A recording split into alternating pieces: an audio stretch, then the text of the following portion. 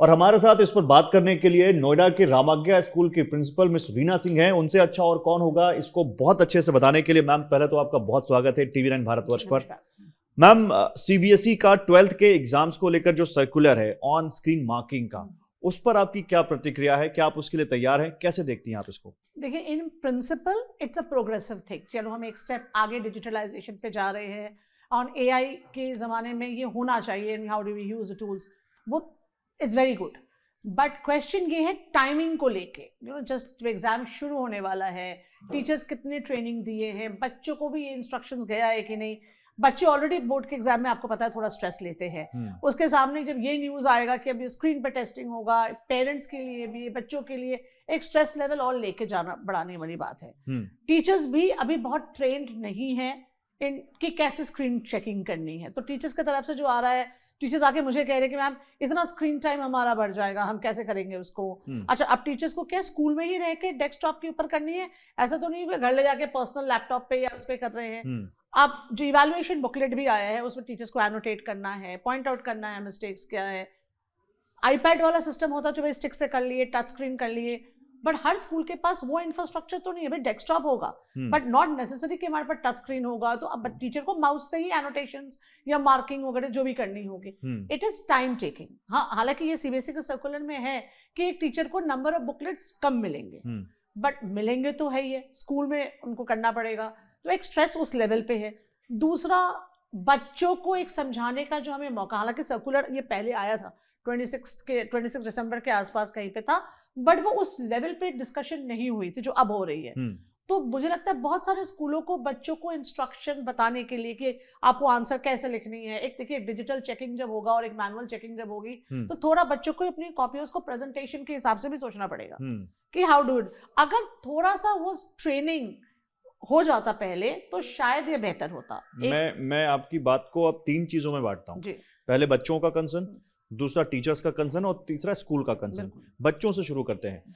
बच्चों के ऊपर क्या प्रभाव पड़ेगा? क्या बच्चों को भी अपने एग्जाम देने के स्टाइल में कुछ चेंज करना पड़ेगा? क्या करना पड़ेगा? देखिए, अब बच्चे तो जितने हैं, एग्जाम स्टार्ट हो रहा है तो सब अपने घर में चले गए हैं। हम मैक्सिमम हम कर सकते हैं उनके इंस्ट्रक्शन दे सकते हैं कि भी एनोटेड बुकलेट आज आया है हम लोगों के पास, तो उसको पढ़ के बच्चों को थोड़ा सा प्रेजेंटेशन स्टाइल उनको बताना पड़ेगा कि भाई आप कैसे सेक्शन कैसे लिख रहे हो, कहाँ लिख रहे हो। तो मुझे लगता है as a principal I would definitely कि हम एक इंस्ट्रक्शन उनको देंगे। एट द सेम टाइम कोशिश ये जरूर करेंगे कि एंजाइटी लेवल नहीं बढ़े, बट पॉसिबिलिटी कितनी है नहीं है वो देखने वाली बात है। अगर ये 10th में स्टार्ट करते ना तो शायद थोड़ा बेहतर होता, मुझे लगता है, क्योंकि 10th में 20 नंबर का इंटरनल एग्जामिनेशन भी रहता है। करियर टेकिंग एग्जामिनेशन नहीं होती है, उनको स्ट्रीम टेकिंग होती है, तो उनके पास एक थोड़ा सा और 12th में करियर टेकिंग एग्जाम होता है। 12th is a path taking career, next step is your career steps that you go into it. जब मैनुअली पेपर चेकिंग होती है तो उसमें जो टीचर्स की एक चेकिंग की वो रहती है, और जब स्क्रीन आई अंडरस्टैंड कि एरर फ्री होगा, which is very very good कि एरर फ्री होगा, बट ये सब्जेक्टिव आंसर्स होंगे, ये एमसीक्यू वाले भी होंगे बट सब्जेक्टिव भी होंगे। I understand. धीरे धीरे मेरे सीबीएसई से ये पूछना है, क्या हम ये मान के चले कि धीरे धीरे सारे एग्जामिनेशन अब एमसीक्यू टाइप पे शिफ्ट होने वाले हैं, बिकॉज ओएमआर शीट के थ्रू चेकिंग हो, दोज आर वेरी इजियर। ये अभी क्लैरिटी नहीं है। अब ये तो अभी इस साल तो नहीं है, इस साल तो ऑब्वियसली जैसा है, but I am trying to understand क्या हम उस तरफ उस डायरेक्शन में जा रहे हैं, मूव कर रहे हैं कि नहीं कर रहे हैं। ये आपने बड़ा सवाल उठाया और आई गेस कि सीबीएसई इसका जवाब जरूर देंगे। हम भी कोशिश कर रहे हैं उनसे बात करने को। अब टीचर्स के ऊपर आते हैं। क्या टीचर्स रेडी हैं? मतलब उनमें कहा गया है कि जो आपके सबसे अच्छे टीचर्स हों उनको इसमें लगाइए, फुली रिलीव्ड कीजिए। सबसे अच्छा टीचर होना और टेक से भी होना, दोनों में अंतर है। तो उनके लिए आप क्या कहेंगे? और देखिए, हमारे जैसे स्कूलों में तो हमारे सारे टीचर्स टेक ट्रेंड है, आईसीटी उनका इन पार्ट है, बट बहुत सारे ऐसे भी टीचर्स होंगे जो सब्जेक्ट नॉलेज उनका बहुत अच्छा है, बट हो सकता है वो उतना टेक सेवी नहीं है। और देखिए, इसमें ये टेक सेवी वाली बात भी नहीं आ रही है। आप अगर टीचरों से बात करें, मुझे लगता है वो कहेंगे कि स्क्रीन टाइम की बात आ रही है। जब पेपर स्क्रीन पे आएगा, हाँ वो स्क्रीन को आप ब्रॉड करके देख सकते हैं, बट अल्टीमेटली आपको एक जगह पे बैठ के आपको उतने देर स्क्रीन के ऊपर चेक करना है, माउस के थ्रू एनोटेट करना है। और स्कूल में ही करना है? वो स्कूल में ही करना है। पेपर तो आई डोंट थिंक आप कॉपी लेके घर नहीं जा सकते। वो तो ऐसा नहीं है, स्कूल में ही करना होगा। तो वो कितना स्ट्रेनस होगा उनके लिए या उनके हेल्थ के लिए, या मेंटल हेल्थ के लिए। एक किसी टीचर ने मुझे आज सुबह आके बोला मैम इसके साथ साथ के हमारे रेवेन्यू पर कॉपी चेकिंग पैसे भी बढ़ रहे हैं तो मैंने कहा भाई ये इन्फॉर्मेशन अभी नहीं है हमारे, कि हम इतना मेहनत कर रहे हैं उसका क्या है, what is happening to it. तो टीचर्स भी बड़े परेशान हैं। दे ऐसा नहीं है कि वो चेंज नहीं चाह रहे हैं, बट वो ट्रेनिंग चाह रहे हैं, वो ट्रेनिंग भी शायद कराएंगे, ऐसा नहीं है। आपको लगता है कि ये जो अभी क्योंकि एग्जाम शुरू हो रहे हैं और अप्रैल तक एग्जाम जा रहे हैं, क्या ये थोड़ा पहले होना चाहिए था, प्रॉपर ट्रेनिंग के साथ होना चाहिए था? थोड़ा अगर इस बार भी करना था तो ट्रेनिंग थोड़ा पहले कर देनी चाहिए थी। एटलीस्ट अक्टूबर नवंबर से ये ट्रेनिंग शुरू हो जानी चाहिए थी कि टीचर्स की कैसे स्क्रीन में ट्रेनिंग करनी है, ताकि जो प्री बोर्ड्स होते हैं स्कूल में ना, टीचर्स उस प्री बोर्ड को स्क्रीन के थ्रू चेक करते हैं, है ना। अगर हम एआई के थ्रू भी यूज करेंगे तो कैसे करेंगे, अगर हमें अक्टूबर नवंबर में बता देते तो स्कूल के प्री बोर्ड्स भी फिर हम टीचर से स्क्रीन में चेकिंग कराते, बच्चों को भी एक आइडिया लग जाता, टीचर्स को भी एक आइडिया लगता, थोड़े वेल सब थोड़ा प्रिपेयर हो जाते हैं उसके लिए। बिल्कुल बिल्कुल। अच्छा, अब स्कूल्स की बात करते हैं मैम। सीबीएसई के 30,000 से ज्यादा स्कूल हैं देश भर में। 10th और 12th को मिला के 46 लाख से ज्यादा बच्चे हैं, और 12th की बात करें तो अराउंड 17 लाख के बच्चे हैं। क्या इतने सारे बच्चों के लिए स्कूल्स का इंफ्रास्ट्रक्चर रेडी है? क्या स्कूल्स रेडी हैं? हम एक बड़े शहर में बैठे हैं, आपका स्कूल रेडी होगा, लेकिन क्या छोटे शहरों में टियर 2 टियर 3 में ये स्कूल्स रेडी हैं, आपको लगता है?